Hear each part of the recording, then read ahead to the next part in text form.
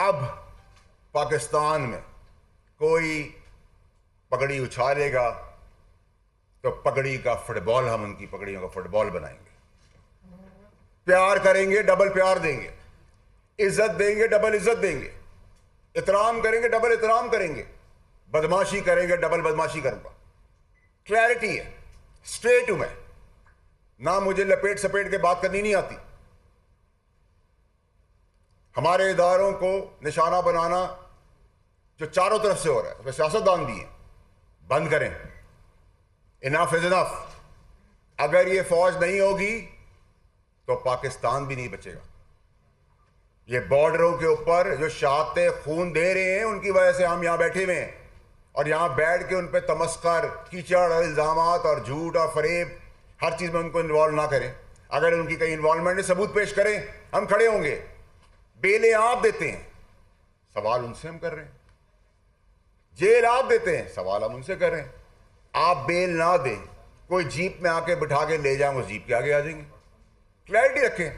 اس نے کہا پردوں کے پیچھے بیٹھ کے بات نہ کریں، کھل کے آگے آگے بات کریں.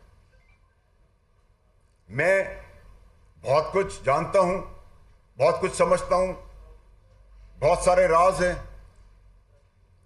بہت سارے شواہد ہیں، بہت سارا ہوم ورک ہے. لیکن میں پھر کہتا ہوں کہ میرا گمان ہے اطہر من اللہ صاحب سے، کیونکہ میں نے اپنے کیس میں دیکھا ہے، آزمایا ہے. میں تو اپیئر نہیں ہوا، لیکن جو پروسیڈنگز ہوئی وہ بہت اصول پسند ہے. میرا گمان ہے کہ وہ سہ شرخیوں کے لیے فیصلے نہیں کرتے، ثبوتوں پہ کرتے، لکھت پڑھت پہ کرتے. میں سمجھتا ہوں کہ میرا گمان اس میں بھی ہے کہ وہ رات کے اندھیروں میں کسی پرانے خاص سے بھی نہیں ملتے. میرا گمان ہے کہ وہ کسی لیڈر سے بھی بات نہیں کرتے. میرا گمان ہے کسی لیڈر نے ان کو کبھی کسی قسم کی آفر بھی نہیں دی، نہ ان کے بچوں کے لیے. میرا گمان ہے ان سب چیزوں کا. تو پھر اطہر من اللہ صاحب جیسے تاریخی فیصلے کرنے والے تاریخی جج سے اتنی بڑی مسٹیک تو نہیں ہو سکتی. سوال دو اٹھ جائیں گے. اگر لکھا ہوا ہے تو ختم، کانسپریسی فنشڈ، کنٹروورسی اوور، جو ہم چاہتے ہیں، تاکہ جج اپنی ریپوٹیشن بلیم لیس ہوئے بغیر، کوشس ہوئے بغیر، کوشسنس کے ساتھ، اللہ کے ڈر سے، اپنی اچھی زبان کے ساتھ، بغیر پگڑیاں اچھالے اپنے منصب پہ رہے، اور ہمیں ڈر نہ ہو کہ فیصلے میں اتنی کوئی مسٹیک تو نہیں ہو جائے گی کہ کہیں ریکارڈ پہ چیز ہے یا نہیں، ایک کیئرلیسنس تو نہیں ہے. اور اگر الزام کے تحت یا خدا نہ خواستہ یہ ریکارڈ کا حصہ نہیں ہے اور زبانی ہے اور جج بننے سے پہلے کا ہے، اور چیف جسٹس صاحب اس وقت اطہر من اللہ صاحب جج سے چیف جسٹس اسلام آباد کی کرسی پہ بیٹھے ہوئے تھے، اور اس کا ریکارڈ اگر نہیں ہے تو پھر ریپرکشنز ہیں، کوشچننگ ہے، سوال ہے. سپریم جوڈیشل کاؤنسل کو انٹروین کرنا ہوگا. ان سب کو ہمیں اب ایڈریس کرنے کی بہت حد تک ضرورت ہے.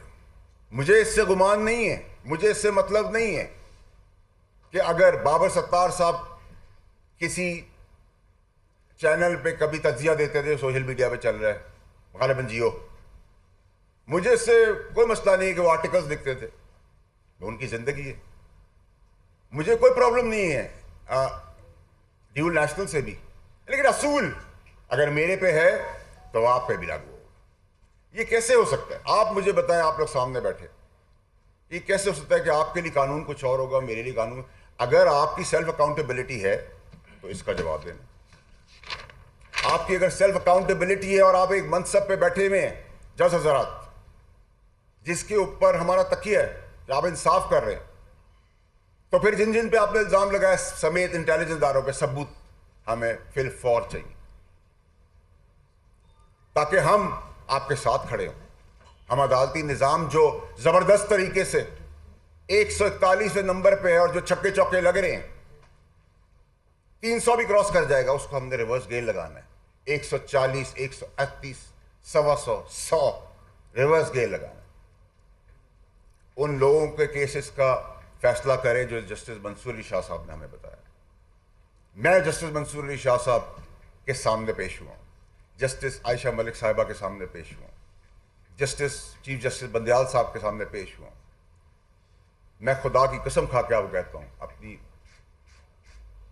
کہ آپ جب ایسے لوگ ایسے جج حضرات کے سامنے بیٹھتے ہیں تو آپ کا سینہ اتنا بڑھ جاتا ہے.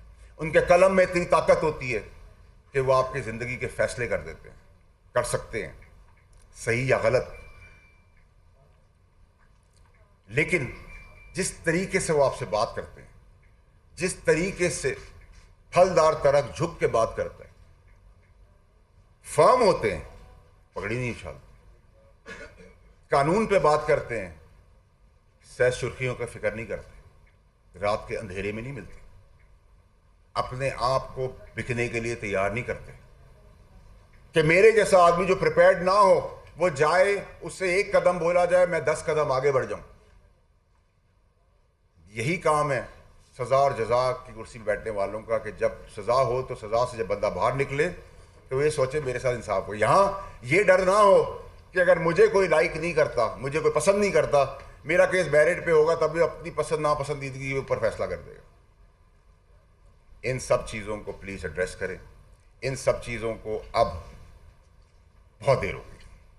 پلیز مجھے ان سب چیزوں کا جواب 19A کے تحت جو چیف جسٹس صاحب جسٹس قاضی فائز عیسیٰ صاحب کے آرڈر کے مطابق ہے.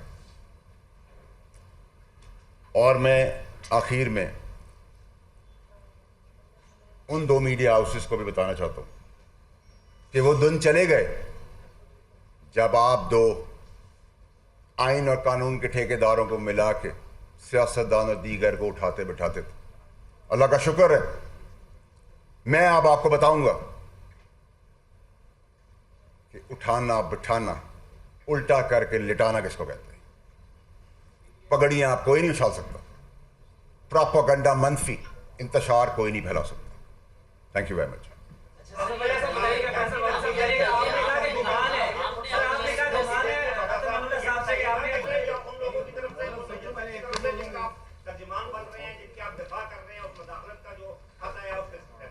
جناب علی میں نے سوال مس کر دیا, معافی چاہتا ہوں. آپ نے بھرپور دفاع کیا ہے انٹیلیجنس ایجنسیوں کا جن کے اوپر مداخلت کا الزام ججز نے لگایا ہے, تو ابھی آپ نے ساتھ میں پگڑیوں کو فٹ بال بنانے کی دھمکی بھی دے دیا. یہ دھمکی آپ کی طرف سے سمجھی جائے بطور ترجمان یا ان کی طرف سے سمجھی جائے؟ دیکھیں جی, اگر آپ جو سوال کر رہے ہیں آپ کے ساتھ بھی ناجائز ہوگا یا جائز ہوگا, کھڑے ہوں گے نا ہم نے. تو میں نے تو آپ کو کس نے کہا؟ میرے والد صاحب نے آپ کو آگے کہا ہے کہ میں ترجمان ہوں کسی کا. میں تو ایک سینیٹر ہوں, لیجسلیٹر ہوں, قانون بناتا ہوں, قانون کی تشریح بھی کراؤں گا, قانون کو امپلیمنٹ بھی کراؤں گا.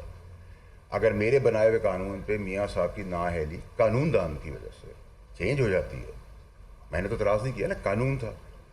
تو اگر قانون پروٹیکشن دینے کے لیے بنے گا, جو پاکستان کا جھنڈا لے کے آگے چل رہے ہیں, چاہے وہ آپ ہوں, پولیس والا ہو, میں ہوں, میرا بھائی ہو, میں نے تو کسی کا آپ کو نہیں کہا. کس نے آپ کو کہہ دیا کہ میں ترجمان ہوں, یا آپ اس طرح مجھے لے جانا چاہ رہے ہیں کہ میں ترجمان ہی کر رہا ہوں؟ نہ میں نے کوئی دھمکی دی ہے. میں نے آپ سے کہا آپ مجھے گالی دیں گے تو میں آپ کو 2 گالی دوں گا.